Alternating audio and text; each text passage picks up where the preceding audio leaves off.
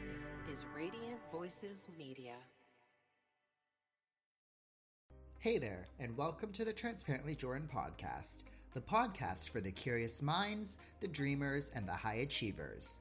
Here we dive into self-help, wellness, and mindset shifts that help you become your best self. Let's get into it. Hey there, and welcome to another episode. Today I'm joined by Ruby Fagen-Schmidt, a business mindset and marketing coach who helps entrepreneurs grow their online presence, build real authority, and actually convert through social media. She has worked across so many different parts of the online business world, from influencer, head of product, marketing strategist, and now she coaches, helping business owners create growth that actually sticks. Today, we're diving into business, into mindset, into the truth about social media, and the strategies that genuinely work right now to earn you sales, to earn you followers, and to earn you trust in your business. So, without further ado, let's get into today's episode. All right, team, quick shout out to today's sponsor because they've genuinely been a game changer for me personally, and that is YouFoods. So here's the thing, no matter what your goals are, fat loss, muscle building, training for something big, or honestly just trying to survive a busy week, YouFoods has meals that actually taste amazing. And I'm not talking about those sad frozen meals that taste like fake ingredients and disappoint you every single time. These meals taste fresh, they taste real, and they don't feel like you're on a meal plan at all. I literally look forward to them. But the real reason that I'm obsessed personally is time. My time is everything, and saving literally 3 to 5 hours a week from grocery shopping, cooking, cleaning the kitchen, that honestly is priceless to me. Those hours go back into my training, they go back into this podcast, into the other podcasts that I produce, and just my sanity as well. So, if you've been thinking about giving pre made meals a go, or you just want to make your life so much easier, use my link in the show notes and you'll get a free box of meals to try out. Seriously, try it. If you're anything like me, you'll wonder why you didn't start sooner. All right. Well, thank you for coming on. Thank you for taking the time, Ruby. This means a lot to me. I think the listener right now is going to probably get a lot out of what we talk about today. So I'm super excited, but thank you for coming on the podcast. Thank you for having me. I was saying before, it's nice to be on the other side of the mic. Yeah. So excited to be here. Thank you. Yeah. But Ruby, the first thing that I like to ask most of my guests here on the podcast is if the listener right now had an autobiography in front of them and it was your autobiography, what is some maybe cliff notes that they would find in that biography, basically? Gosh, I was thinking about this and I was like, it would be so full. Okay. Well, I that's would, good, isn't it? It is. It is. I feel like I've always been in some sort of entrepreneurship role. Ever since I was 5, I was selling flowers outside our house, and Mum always joked that I was always destined to do something in business, even though we had no one owning a business in my family. So it's always sort of been in me, and I've always felt different in a way that I was never going to have a traditional job. All through high school, when everyone was studying to become a doctor or a lawyer or get into some sort of university degree, I never really knew what it was that I wanted to do. But I knew that I was going to be successful. I knew that I wanted to do something for myself, and I had that drive. I just had no idea what I was going to be doing. So autobiography, I've tried a lot of things. I've done a lot of things, always in the space of entrepreneurship or business or coaching. And I suppose that's where I've ended up today is as a result of my history, my experience, all my lessons, and my education. Right. Wow. And I find that super interesting because I think that's a common story, but it's not a common story. Like, I think some people from a young age, they are, destined for something more and they know that they want something more. But that's something that I find interesting because in high school and elementary school, you don't teach business. You don't Mm. teach that side of things, right? Yeah. So for someone like you that knew that you wanted more, I find that's quite interesting because Mm. you're not exposed to something like that at that end. Did you feel like something was lacking at that point through school, or what Mm. was your thought process back then? Absolutely, because when I was in school, I think like I grew up in the time of MySpace, I think it was, like where you have your top 5 friends and a music in the background. And in year 12, everyone was starting to get Facebook. So social media was just not a thing. And I think now it's so easy to run a business online because you basically get a whole platform for free that you can advertise for free, get customers for free. And I think it's just insane that not more people are doing it, really. But back then, you didn't really have those options. So when I left school, I had the best parents, so supportive. They probably were like, "What on earth are you going to do with your life?" But they would support me with whatever I wanted to choose. So I decided when I left school, I wanted to start a fashion store, and I was so set on starting a fashion shop in Sterling, which is quite a bougie high end area, so it would have cost quite a bit to do. And dad came to me and he said, "Look, if you go to TAFE and you do a small business course, I will support you through this business." And I was like, "Whoa, like I'm 19 here. Like, what's going on?" So I went to TAFE, did the business course, and really fell in love with learning, which I didn't really like. I did all right in high school, but I sort of did all the subjects that got scaled down. So I think my TR was about 75 or 80 because of the scaling back. And I did nutrition and early child studies, like nothing too academic. But doing this TAFE course made me realize that I loved learning around business. So I put a hold on that business idea and I ended up going to university to study business and marketing, which I suppose helped me get where I am today.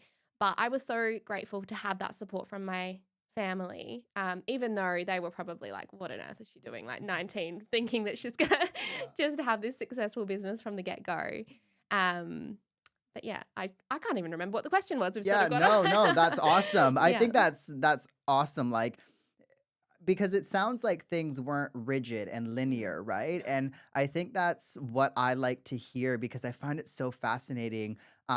People who are in a position like you, who have gone through this whole experience in business, like it just never seems to be linear. And I think like when you go through the whole uni path, it is a linear stage, Yeah. right? And I just find the concept interesting because these days I find you don't necessarily need to go through that path anymore. And I think less and less people are going through that path. They're taking Absolutely. this, gap year, or I'm not going to go to uni. I'm going to do this and that because there's so much more opportunity, like you were Yeah. saying, with social media, with just the online space these days. I think they say, I'm a millennial as well. Like, we're the last ones that were before social media, but then we're also during social media as well. Totally. So we can kind of see the both sides of it. Yeah. Um, Maybe go back to, when you were coming out of those courses, Mhm. what was kind of the first adventure that you went on, business and entrepreneur side of things? Yeah, so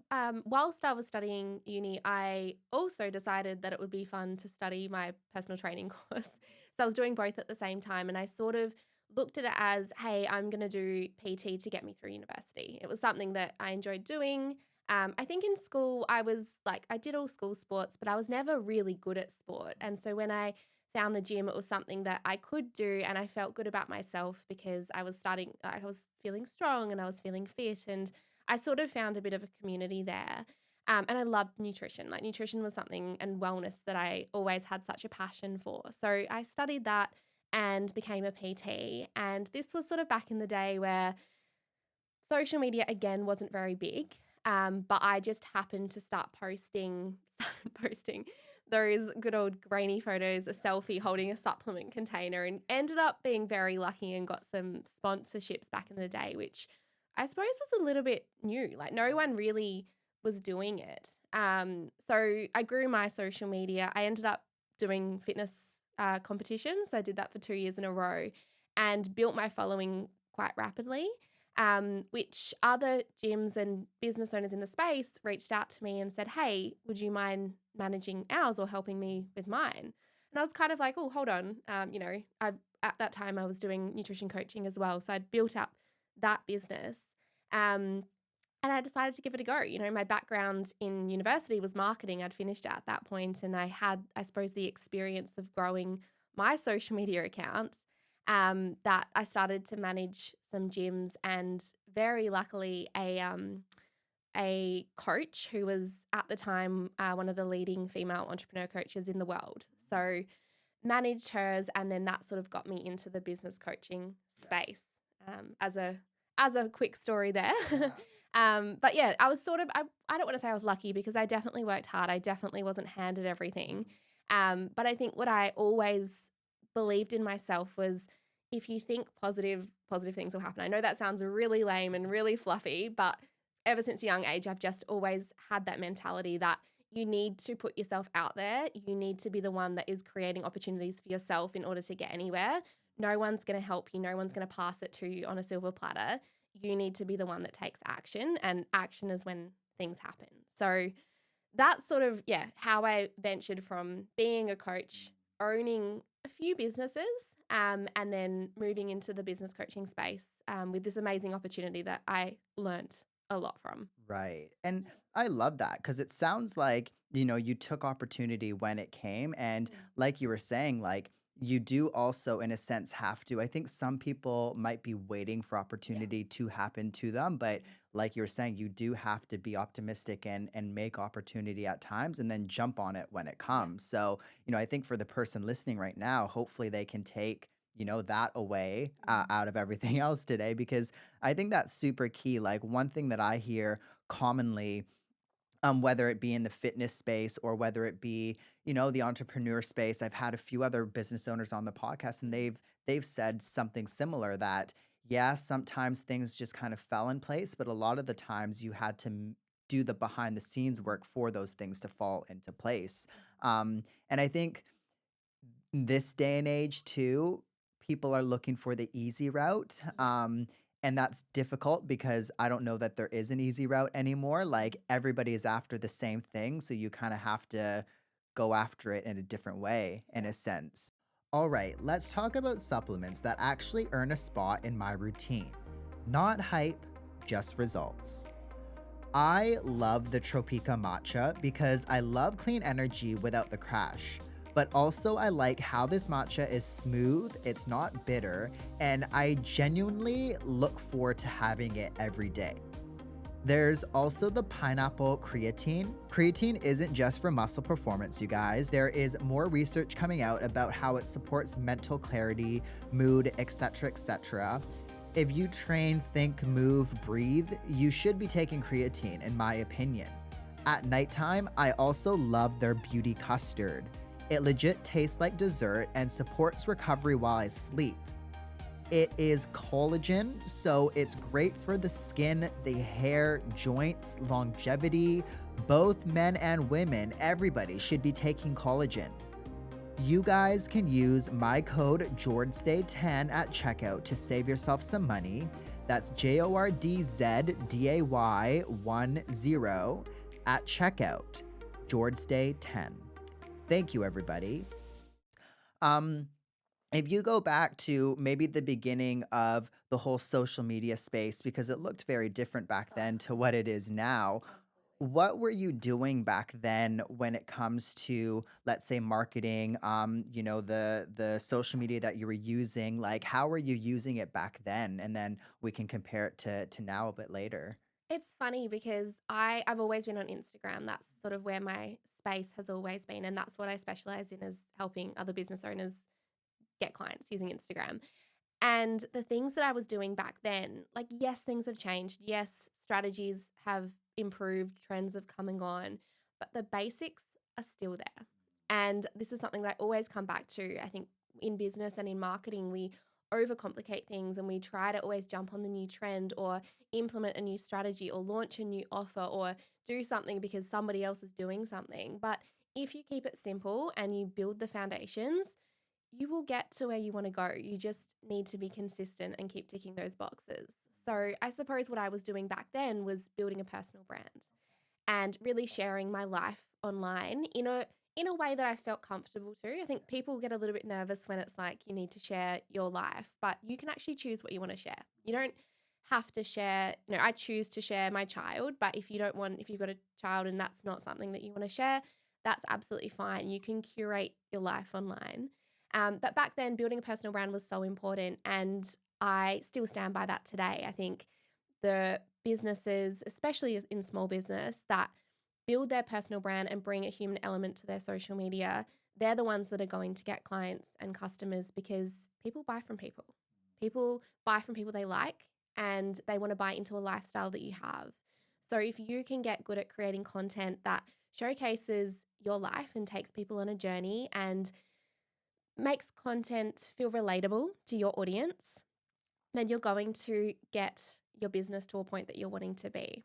I think probably in the, maybe 5 years after I started business was a time where you saw all those business coaches and they were posting the fancy cars and they were in the huge mansions, and that was a bit of a trend. And that came and went so quickly because people were just like, yeah, cool, but that's like not relatable at all. Like, I don't have a mansion, I don't have a Ferrari behind me. Like who are you and what am I going to learn from you? So if you can post things that feel relatable and share your journey and share your story, even your like fuck ups, I don't know if I can say Yeah, that, absolutely. Yeah. but even your fuck ups, like if you're taking people on that journey, people are like, oh my gosh, yes, like she's a real person. She goes through these things. She's not just, she wasn't given this business on a silver platter, because we know that that's just so unheard of, or it's very, very rare. But building a personal brand was so important back when I started, and it still is today. Yeah. And I guess you want to be personable, like you were Mm, saying, like that's what a personal brand is. yeah, Like I love that because I think too when I scroll through and I look through the people that I follow, like you want connection, yeah, you want to be able to feel like you know somebody in a mm, sense. I've met a few people like through the podcast that I followed interstate, and I've met them in person, and I'm like, oh, like you're actually similar to how you were online. And I think yeah, that's just a testament to the personal brand that they've built because they're not pretending as well. yeah, And you can kind of see again what they choose for you to see, but you can see kind of their character and all of that. And I think that's what I look for. If I think through the people that I follow, it's for character and it's yeah, for just kind of people to show me a bit more than like a picture of, like you're saying, a fancy car, this and that, because that's not yeah. personal to me. I don't really care about that No, kind of I don't care stuff. that you've got a So, fancy car. yeah, Like, exactly, yeah. exactly. So I love that really. I mean, things like you were saying, they haven't changed as much than building a personal brand, but where do you think the space has changed when it comes to competition? And Mm, because there's so many more social media platforms out there yeah. these days, TikTok, Instagram, YouTube Shorts, all of this kind of stuff. Like, do you think there is an area for all of them? Do you think one of them's better than the other? What do you and what's your experience with all of that? Yeah, so I suppose I mentioned before, like I've really honed in on Instagram because Yeah. that's where my platform is. Instagram and podcasts are where they're the only two places you can really find me. If you message me on Facebook, I probably wouldn't reply because I just would not open my messages. But I do think that all of these platforms have come obviously in over time, and they all do play an important role in where they sort of fit in the funnel. I don't think as a business owner we need to be on them all. I think we need to really understand the capacity that we've got and the team and the resources that we've got available. I do think that TikTok is an excellent social media channel to be on, but I just don't have the capacity to create multiple videos a day for my business. And my funnel looks very different. I've built it in a different way. Um, TikTok, I think, is a fantastic top of funnel strategy. So it generates a lot of reach. It's very easy. Well, it's a lot easier to go viral. It's a great opportunity to generate new leads.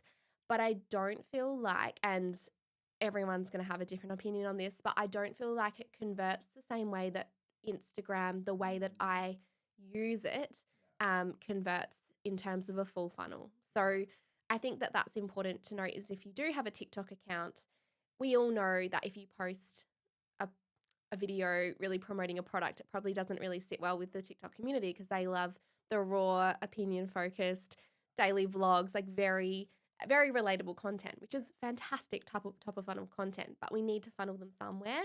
And I feel like Instagram kind of does everything. And that's why I've honed in and specialized in Instagram and I help other business owners on Instagram because I do feel like it's one space that you can do it all. Yeah. I don't know. For me, like when I think of TikTok, I don't think of business. Like Right. I don't think of a product or something like that. Like you were saying, I think of like a cool video of somebody's day or maybe like a funny video or Yeah. something like that's what I think of TikTok as. So yeah, I find that interesting. Like yeah, like you were saying, you might get a lot more reach out of Yeah. TikTok, but I think too sometimes views and reach doesn't always equate maybe to, somebody following you or somebody like Mm. signing up for something. You're speaking Um, my language there. yeah, like Yeah. that's in my experience at least. It's like, oh, well, I love your whole like resources. Find your like use the resources that you have. Yeah. So maybe like if we stick to that, if somebody out there is maybe starting something, they have something, but they really only are doing it by themselves. Maybe they have help,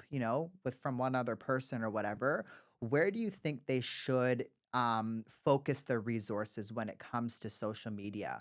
Um, because again, like you don't want to be on too many, right? And if they stuck to Instagram, what kind of things on Instagram do they need to really hone in on, would you say? Yeah, that's a great question. I think it's really important to understand. Always ask my clients this is what does your funnel look like? What does your personal or your business funnel look like? How are you attracting new leads? How are you generating new followers? How are you then nurturing them and building your community? And then how are you converting them? And if you can answer that question, that's such a great start. But most people don't know. They'll just post, they'll throw spaghetti at the wall and hope something will stick. And then they might post an offer and they get upset that nothing's selling. And it's important that we actually look at our account and look at our content to actually fit in this funnel. So my funnel, I'll give an example of what my funnel looks like. It doesn't have to look like this way, and this is sort of how I've built it out. But I get a lot of my followers from my podcast. So the podcast is very much top of funnel. Wasn't always that way. In the early days, I got my followers through posting content on Instagram, collaborations, um, even in-person collaborations.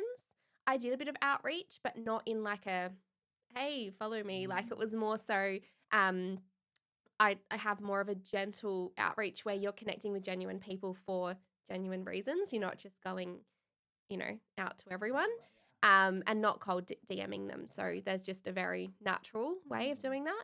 And I do feel like in the early days it is harder to grow. So you do need to be on the front end and being a bit more of a hunter versus a gatherer, which you sort of turn into once your social media starts following. Low cost meta ads. So spending $5-10 a day on some awareness ads that can really help to grow your following. Reels, carousels, just really posting content that the purpose is to generate more reach. So there's some strategy. Oh, and SEO. I think SEO is really, especially nowadays on social media, SEO is just gone. You need to be making sure that you're using your keywords. So that would be my top of funnel is the podcast and then all of that content and strategies when it comes to Instagram itself. Middle of funnel, which is where you need to focus on nurturing your community, showing that you're an expert, you're the go-to in your space. You're really building and sharing more of that personal brand. You're building community, you're building what I would call momentum. So people see that you're consistent. And if you're consistent, they will see you as a consistent person to rely on. Whereas if you're inconsistent, if you think about anyone, even in your life, if you've got an inconsistent friend, you probably wouldn't go to them with your problems. So you need to be consistent because people do realize that. I found that doing workshops, online workshops works really well for this stage for my business. It just builds trust so much quicker than any other stage. But doing things like Instagram lives can work well. Podcasts can fit really well into this area. Something a little bit more long form where people can really get to know you. I know Substack is going really well at the moment. I don't know the exact figures, but within the last 3 to 6 months, it's just skyrocketed. So people are coming back to that blogging. They're really wanting that in-person, longer form content to consume.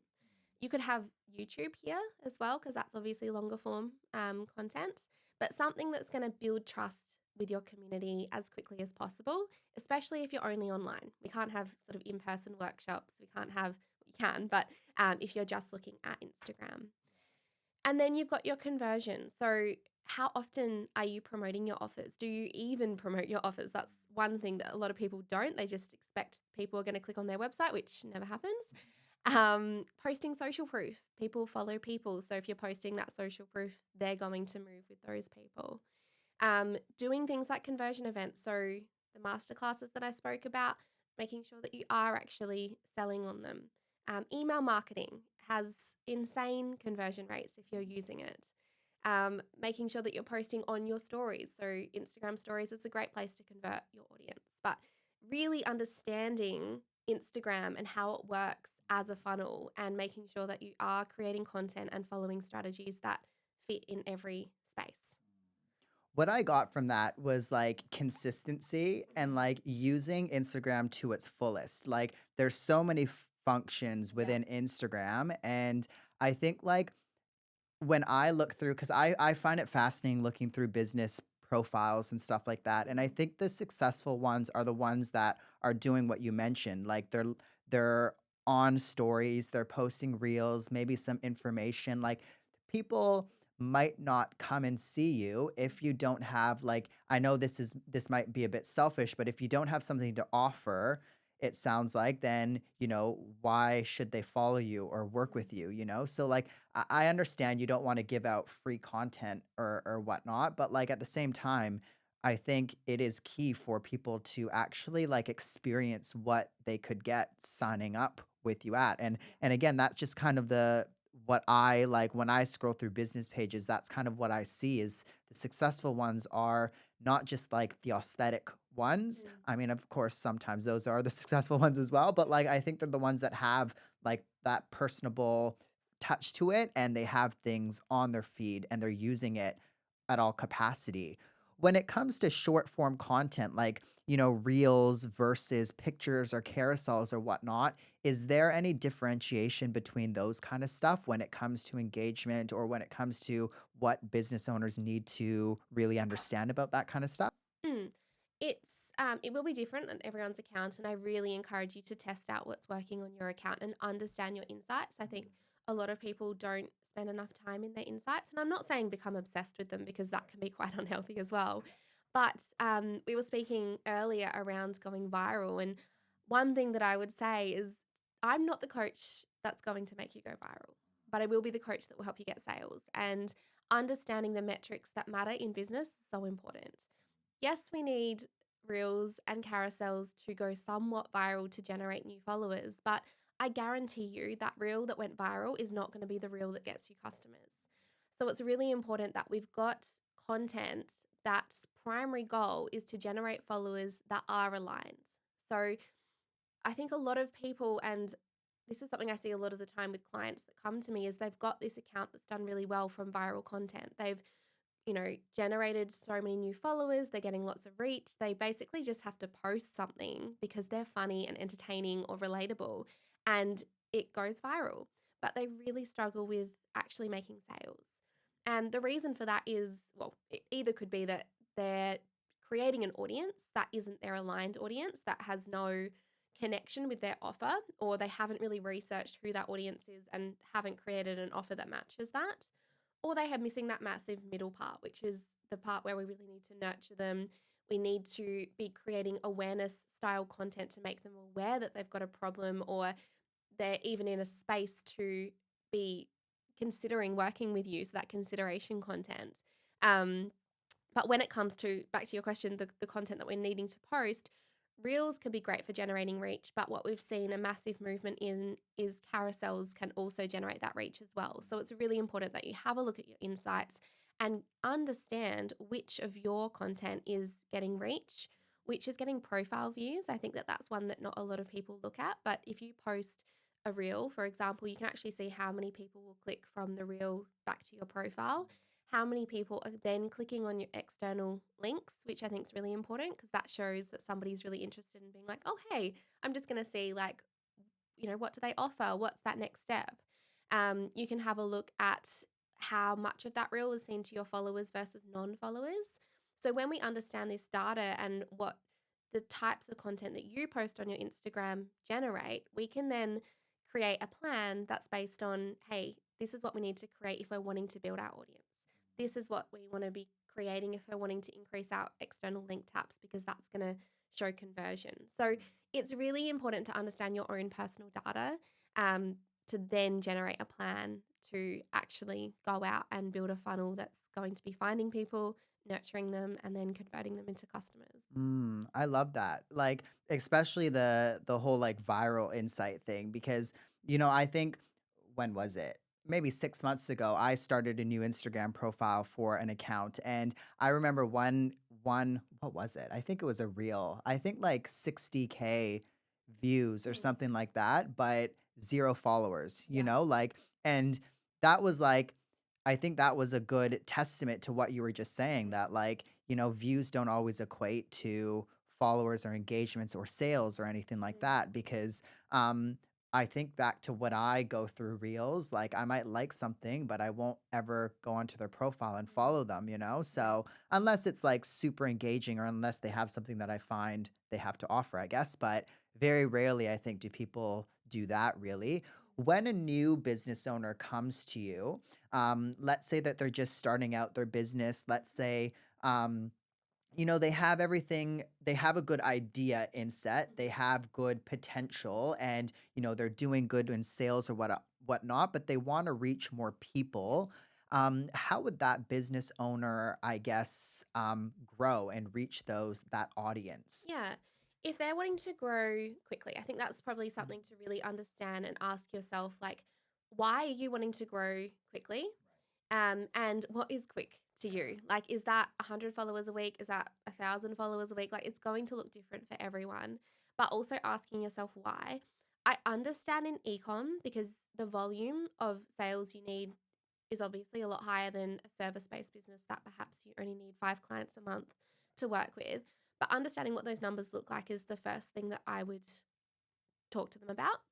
Um, and then understand what the best strategy is going to be. So if you're in ecom, some UGC partnerships is usually a really good idea because they can be cheaper. They can be, sometimes you can get UGC partnerships for free, like just gifting product. And I've actually got a client that has done insanely well just from gifting some of her product, and her followers have just grown really quickly.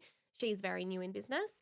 But I mentioned it before, doing some low cost awareness ads through Meta because you can get targeted on those followers. So you actually know that, hey, my $5, $10, $15 a day is actually pushing my content out to people that I want it to go out to.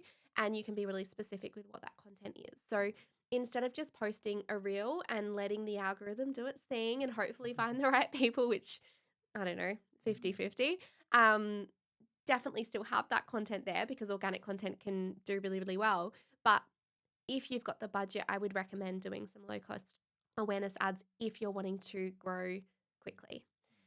Organic social media is definitely doable, but it's a lot harder these days. You might be one of those lucky people that it happens for, but I would say 9 times out of 10, it does take a while to grow.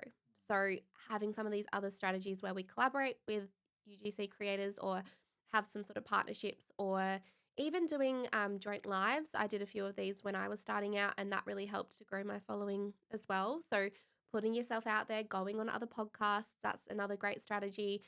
Doing collaborative lives, even doing things like this is more on email lists, but doing an email list swap where you both send out a resource to each other's list. Like there's so many great strategies that you as a business owner, if you don't have a big budget, can do. But yeah, just understanding what those numbers look like for you and not just comparing yourself to somebody else. I think a lot of business owners are like, oh, well, that business started out and how on earth do they have 10,000 followers? I think they purchased their followers. Should I purchase my followers? I would say no, but I think we do, when we're starting out, compare ourselves to other businesses. And that's really important that you don't do that. Don't follow the accounts. Don't even let them, just like stay in your lane. Focus on what you need to do. Yeah. I'm very big on like you can very it's very hard these days to become an overnight success. Yeah. Even people that seem like they're an overnight success, it's the furthest thing, from an overnight success really. So, it like you have to put in the work. Like I think from everything that you've said right now, and thus far in the last 30 minutes, like if the person listening can take again another thing, it's there is some behind the scenes stuff that it's not just luck really. Again, you kind of have to, yeah, maybe do email lists, maybe do this kind of stuff, and a lot more than what people might anticipate, like just posting a reel and hoping that it goes Mm. viral, basically. You hit something interesting that I found, the whole like, algorithm versus AI, like meta ads thing. When somebody is creating an ad, do you often get them to just let AI do its thing in Meta, or do you get them to create an ad and edit it and I guess figure out their targets themselves? What do you usually recommend A there? great question. And you're going to hate me for saying this, but again, it comes back to testing. So sometimes I'll actually test both audiences. I'll let Meta to do its own thing, and I'll do a custom audience as well. Meta's great. Like I think that the AI, the the way that it sort of pushes it out to its own audiences, like it actually is a great tool, and especially because ads can be really confusing as a business owner who perhaps technology isn't their bread and butter. So if you are starting out, I would really encourage you to understand the basics of meta ads. Don't just boost your posts because you might get followers at the start, but you're going to hit a wall quite quickly where it just, there's so many limitations to it. Also, the app charges you like an extra fee to boost. Whereas if you actually understand meta ads, you set up your pixel, which is super important to have that set up on your website or your data set, as it's called now. You can hear my age there. But just understanding the basics so that you can use the tools that Meta Ads has in order to grow your audience. When we're running campaigns, it's also really cool because you can retarget people that have checked out your website, that are on your email list. Like there's so much you can do. You don't need to do it all straight away. And I think that that's one really important thing to say is don't feel like you need to do everything right away, but understand the basics and then build from there. Mm. How do people use AI strategically when it comes to maybe creating content or creating an ad or Mhm. whatever? What are some I maybe two or three key tips that you often recommend or that you do when using AI? Yeah, great question. And we were actually, it's funny, Maddie and I recorded a part or an episode yesterday, and Yeah. I it, listened to, I think one it must not have been live, but I listened to an AI oh, one did you? recently of Yeah. what you guys posted, so that's where this came from. Well, Yeah. this one was sort of a follow up. We were doing our 2026 predictions, and oh my gosh, the recording was so bad. We're going to have to record the episode again. It was such a good episode. But Yeah. anyway, one thing that we were speaking about was where AI is going next year. And people are probably going to hear this before the episode is released now because we need to record it. But I do feel like we need to make sure that as business owners, we are using AI, but we're also bringing a human element. And I think that a lot of business owners are getting too reliant on AI that they just ask ChatGPT to write them a post and push it out and they just leave it as it is. The way that I would be using it as a business owner moving forward is to generate ideas. If there's a trend going, ask ChatGPT to translate that trend for your business, but make sure that you bring some human element into it. So, ChatGPT is almost like your assistant. They can do or whichever AI tool you're using, but they can do the groundwork, they can do the planning, they can pull together, what's working in a space and recreate content that have worked on other accounts. But I'd just be really careful not just to post exactly what it's spat out for you. I think Maddie went to a conference recently where, they're really talking about how AI is creating all of the video content and images. But again, I think just because of my experience with building a personal brand, I still think it's really important that you bring your face in and you're the one that does the videos. So it's understanding where it can support you in terms of that research, in terms of doing the groundwork. I think it can save a whole lot of time and it can replace having a VA. I think still have VAs if you need them to, but there's a lot of work that it can do in that groundwork, but it's really important that you still are the human behind the brand.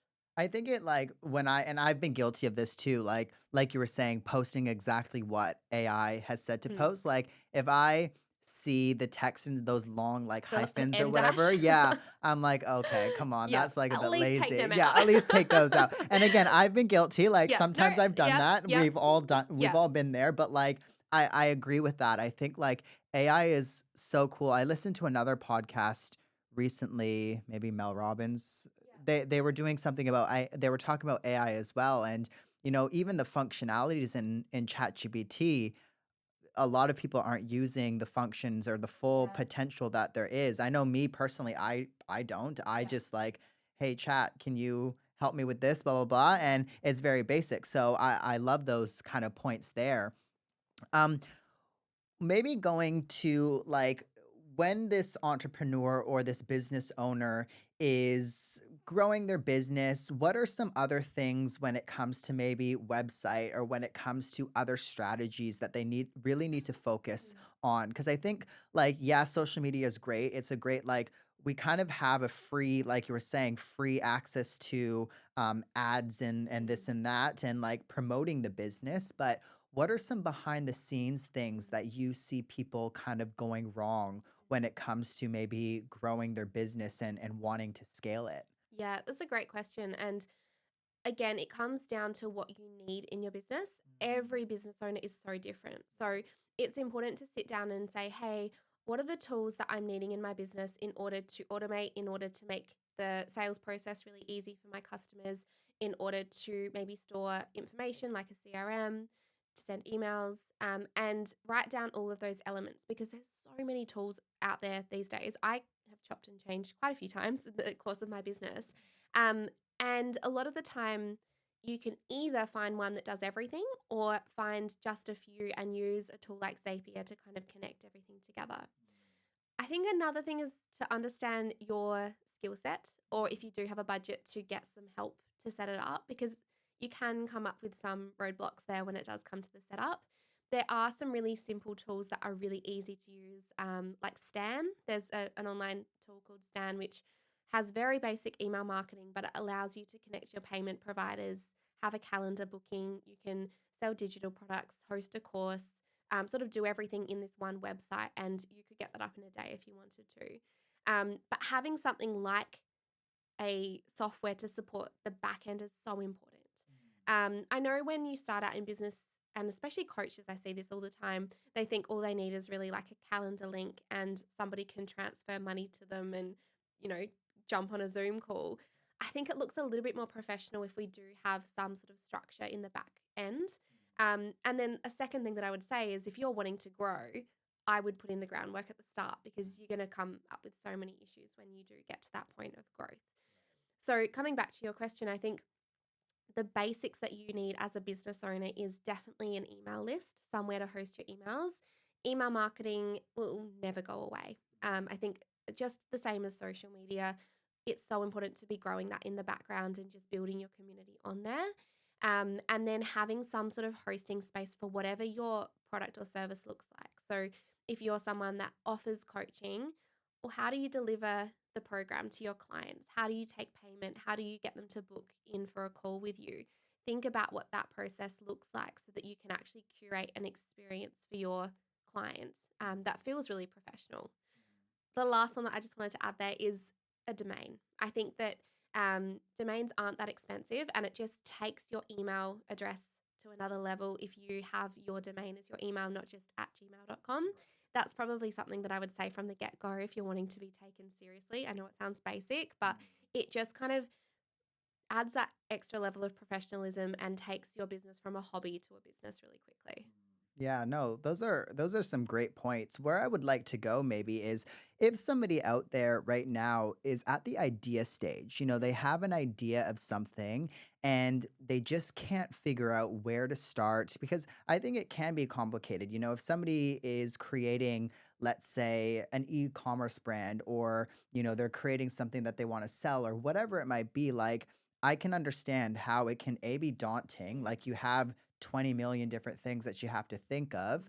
But like we were saying, like unless you have gone for the training in this, even then, sometimes you don't really learn a Mm. whole lot when it comes to like starting something, and it can be scary to start something. Oh, absolutely. What is a piece of advice that you would give that person listening where they're at the idea, they just don't have the idea of where to start, maybe they're nervous to start. What's a piece of advice that you have for that person? So the first thing that I would say is take the pressure off yourself. I think a lot of people have go into launching a business and set themselves really high expectations of having a five-figure launch and just doing really well off the bat. I'm a huge believer and a huge fan of having what's called a soft launch. So putting your product or offer out there and seeing what the audience does. So starting small and growing from there. The biggest thing that stops people from starting a business is that fear or that perfectionism that just puts a massive wall between them and starting. I'm a massive believer in taking action. So I would just put your idea out there. Now it is hard if you're wanting to launch a product. Obviously, inventory, you need to actually go ahead and do the research. It's very expensive to start a product. But if it's a service, put feelers out there, do a pilot round, start building an audience, start actually understanding your audience and what they want to see if your offer is going to work. Like there's no harm in actually starting. In fact, you're going to learn a whole lot more and you're going to get to where you're wanting to go a lot faster than if you just ponder this idea and let it mull in the back of your head. I would start small, and I know we've spoken a lot about a lot of things on the podcast, and I'm hoping that it's not feeling overwhelming for people because simple is best when starting, and then building from there is where to go. So start with an Instagram account, start understanding Instagram and what content is going to start growing your followers, nurturing them, and converting them, and start to think about your offer and does it match the audience? Can we start posting about it? Can we put some feelers out there? Can we do some outreach to people, friends and family to see if there's anyone that they know that might want to do a trial round of your offer that you could offer half price to see, if you're wanting to get into coaching, for example, why not see if you can test your offer with 5 different people at 50% off, get some really good feedback from them. Sometimes you can use that as reviews and that can just help get the ball rolling and go from there. Like you don't need to have all your ducks in order to actually start the business and launch it off a huge platform. I would go the other way and do more of a soft launch and work out what's working and tweak what's not. I love that. That's exactly what I did with Radiant Voices Media is soft launch. I made like a story, just a feeler, like you were saying, to people that I knew from other circles, basically reached out and wanted help with their podcast. Like it was kind of, again, like you were saying, I think for me, I relate to that because when I launched, I knew that I wasn't going to make six figures or, be like the biggest podcast production company or whatever, right? Like I think that's probably what a lot of people struggle with is the fear of failure. Like Yeah. they don't want to launch something, talk about it, only get maybe one client and only in quotation marks because I think one client is one client. It's Amazing. If you great. can get one, you can get two. Yeah, If you can get two, you can get exactly. four. Like, Exactly. And like that's where people I think go wrong personally when I think about it is they might like they might think they need to get all of these clients just to prove to others that they're successful, right? And I think success is different to everybody, and it's very hard, I think, to launch something and yeah, not be in that mindset because we all are looking for success, and success means something different. When it comes to business, when it comes to maybe your personal brand, when it comes to what you educate others with success and on success, what do you think success in the space of business is? mm, I love that question because I was speaking to some clients recently and just around what's your big why for coming into business. And it was actually on, I ran a workshop last week, and not one of them came to me and said for money, which is, I mean, I didn't expect them to in a way, but the number one thing that people said was freedom. And a lot of people go into business and freedom is their number one thing. I know for me, freedom is like one of my top values. And everything that I do encompasses freedom in my life and also in business. And it's so important to actually understand what your big why is and make sure that your business is built to support that. If your why is freedom, if that's what you see as success in business, there is no point building a business that makes you work 24/7 and grind really hard with no plan to get out of that.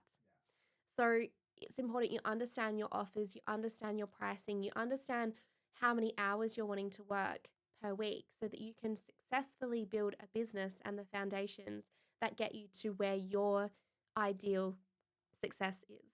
So I know for me, like I have a 1-year-old daughter, and it is so important for me that I can spend time with her. She's in care 2.5 days a week, and I don't want her. That's my max. Yeah. Like until she goes to primary school, that is like I want to be with her for those other 2.5 days. And I've managed to continue my business at the revenue level, even a little bit more than prior because of how I've built the back end. And in business, particularly, there's no ceiling on what that revenue level is. It just comes down to how you structure your offers and how you build out everything. So when it comes to success in business, it's really important you understand what that looks like. If money is your number one thing, that's absolutely fine. I'm all for making money. I love making money. But you need to restructure or structure everything so that it can support those levels as well. All right, I want to talk to you about sunglasses made for runners by runners. That's why I wear Re Your Run sunglasses. Lightweight, zero bounce, and they stay locked in even when you are sweating through speed sessions, long runs, out in the sun, whatever it might be. They are stylish enough for daily wear, durable enough for race day, and just the perfect combo. Honestly, I love brands that get the sport, get the grind, and support the running community, not just the podium finishers. If you're serious about your run gear and want shades that perform as hard as you, go check out Re Your Run. Use my code Jordan10 to save some money and get yourself some stylish sunnies that actually perform and look good. Run smart, stay protected, look good doing it with Re Your Run sunnies.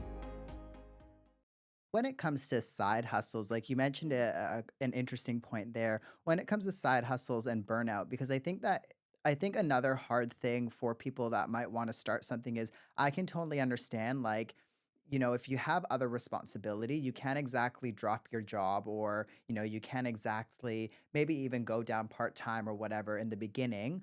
Um, when it comes to burnout, does burnout actually exist? And B, do you think like how do you think somebody should structure a side hustle? Of course, I think it's going to look different for everybody, basically. But I think too, it's hard because you don't want to be working 24/7. Yeah, you need to work hard behind the scenes if you want the side hustle to be, a normal job eventually. But where do you educate people in that space?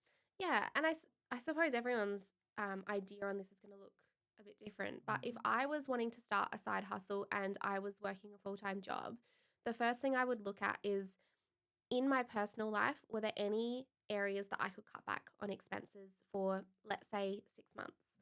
And I would immediately cut back on those expenses in my personal life so that I could use that as a budget to start my side hustle. And then I would look at, hey, is there any way that I could reduce my hours in my job with the reduction of those expenses? So perhaps you're only working 3 days a week and you can actually spend those 2 days a week on your side hustle. If you're working full time in your job and doing your side hustle on the side, that's fine if you've got a plan to get out in the end. But what I see happen to so many people is they don't have any plan. And all of a sudden, 2, 3, 4 years have gone by and they're still working full time. They're still working full time in their side hustle and they haven't really got anywhere. And usually, the reason for that is because they will hit a ceiling on their side hustle where perhaps they're looking for clients and they can't book them in the day because they're working their full-time job, or they're so exhausted that they don't send out that marketing email or they don't create that content. So you're going to hit a level where you actually do hit burnout and you can't come back from there, or you can't push through that level. I know there's that saying we all have the same hours in the day. We don't, but you will get capped. Like you need sleep, you need to look after your health, especially in business and in the service-based industry. You are your product. So if you're not taking care of yourself, no one's going to work with you. You're not going to have the mental capacity to actually create something that is good enough for your business. So it's really important that you have a look at things from a bird's eye view. You go into it with a plan and you have a plan to actually move your job away and get rid of that and move into the side hustle. So I I love think, yeah, I think there's a little bit of sacrifice that you need to do, but Yeah. I would personally sacrifice things in my personal life than Mhm. my health or my time because both of those are much more important than, the $200 that I spend on a new outfit or Yeah, something. yeah. No, I love that really. Like that's something that I never thought of, if you can sacrifice like you were saying, maybe your spending budget on clothing or, some people have a spending budget like they like to go out to eat all the Mm. time. Even if you cut that back half, you know what I Yeah. mean? Like and invest that. And I think too that might be where people struggle is investing in themselves, Yeah. like thinking of it that way Mm. because I don't know. I think that's quite powerful to me personally. Like the thought of investing in yourself, like, yeah, it can be scary, but it also is quite empowering in a sense. Absolutely. And maybe that's something that can get somebody through it, Mm. really. What are you excited about in the business entrepreneurial space, social media? What's kind of trending right now? Where do you think things are going? What are you excited about in that space? Yeah, I think what I'm excited about and what I get excited about in business is actually seeing so many more people find it easier to step into this online space. I know we've spoken about competition, but I don't really see competition as competition. I think if you like lean into your business and stand behind who you are and what your idea is and not focus on what everybody else is doing because you don't want the same business as them. The only competition you're going to have is yourself, really. I know that sounds so cliche, but I'm excited to actually see so many other people, especially as I've become a mum, like helping other mums have a business so that they can stay at home with their little one. Like that just makes me so happy to do. But also other people that want to stay at home, want to travel the world, want to spend more time with their family or their mum and dad who perhaps are getting older and need more support, or they're just wanting to actually live a life. Like this life is pretty good. You may as well be living it. I don't want to be working a 9 to 5 that just feels boring and has no end goal. I'm excited with just the everything that's happening in the online space and how easy it is to step into that world. Um, Yeah. Do you think there's because I think like what also has come up on the podcast in the past is the difference between an introvert and extrovert.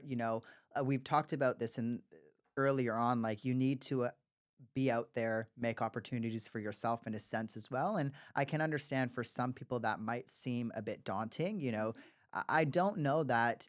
I think classically in the past, when you thought about an entrepreneur, you thought they were this extroverted person who, was the life of the party and out there all the time. But I don't know that that's true anymore. I think there are more reserved people out there that are creating some amazing things and that can create some amazing things. But for that person that might be a bit more quiet or might be on the shy side or, might find creating opportunity stressful, how would that kind of person go out and create some opportunity, do you mm, think? First of all, I think I'm a bit of an introvert. So I know I people find that quite funny to hear because I'm, showing my face on camera. I've got a podcast. I Yeah. run a business. I'm very forward facing. I don't even think about the people that are watching me. I find it sounds crazy, but I look at my podcast stats and I'm like, it's crazy to think that this many people listen to the podcast. I don't even think that there's people. And I've always kind of lived that way, even when I grew my social media following, 10, 15 years ago. I just sort of separated myself from the fact that there's people watching and this is what I do. And having that really clear detachment from worrying about what people think has helped me move forward and step into something a lot more confidently. I talk to a lot of my clients about detaching from certain situations and having what I would call like a balanced energy through things. So, actually being able to neutralize your energy through the highs and the lows, because if you can't get back up from the low, it's going to be really hard to continue forward in business. And I think it comes the same when we're thinking about actually showing up and being confident and showing yourself on camera. A lot of the time, people don't care what you're doing. I'm sorry, but they don't. Like, they will probably skip straight past your stories if they don't want to listen to them. If they're sharing them and making fun of you, like it's more of a them problem than a you problem. Um, I do think it comes down to mindset. So if you are someone that struggles with this mindset, there's so many great books out there. There's so many great podcasts. There's coaches if you're wanting to work with someone. mindset is probably the biggest thing when it comes to a successful business owner and a not successful business owner. I think about some of my clients that could be so much more successful, but they cockblock themselves all the time. They tell themselves, they'll post something and it will flop and they'll let that affect the rest of their week, or they'll launch something and they won't get any sales, and so they'll stop posting about that product or service. Like, that's not going to get you anywhere. It is so important to work on your mindset, and especially in the early days when you are needing to show up online, you are needing to have that confidence within yourself, actually being able to detach yourself from the external factors that perhaps are standing in your way is so important. Me being an introvert, I think what helped me, and this is something that I'm not saying go out and do it because I wouldn't recommend it, but when I competed and did the fitness competitions, as much as I would never do it again because it wasn't great for my hormones or my body image issues, the one thing that it taught me was discipline and confidence.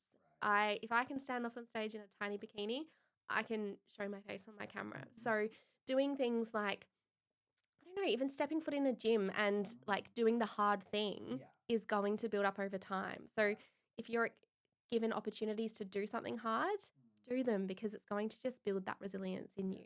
I love that. Like that last point, especially building the resilience. Cause I think back to this podcast, it's been going on for 5 years now. And I think back to 5 years ago, like I always have my list of questions, but I very rarely these days actually refer to them anymore. I remember 5 years ago, like I had my questions out in front of me, literally that. And like I would be so nervous. But I think one of the main reasons why I started this podcast was to get a bit more confidence speaking to other people.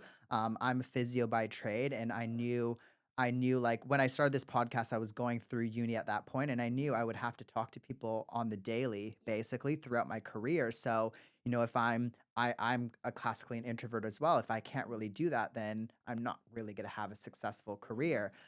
So I love that, like build resilience, because now like I don't even really get anxious meeting guests anymore. And I think it's just because I've done over 200 episodes and like it's all repetition, it's all habit basically. And I think that's Yes. anything in life, really. The more you do something, the more it's like, uh, and like I think too, not caring what others think. I love that point as well because it can be hard. And I think too, you don't get to that stage unless you've built that repetition. I every now and then still catch myself. I'm like, oh, like, what if somebody like thinks this if I post this or that, blah, blah, blah. But like, I'm like, oh, at the end of the day, like you're saying, half of the people don't even care. They probably won't even watch the reel. And the people that do care, like even if it just reaches one person, I'm like, that's successful, I guess, in my books as well.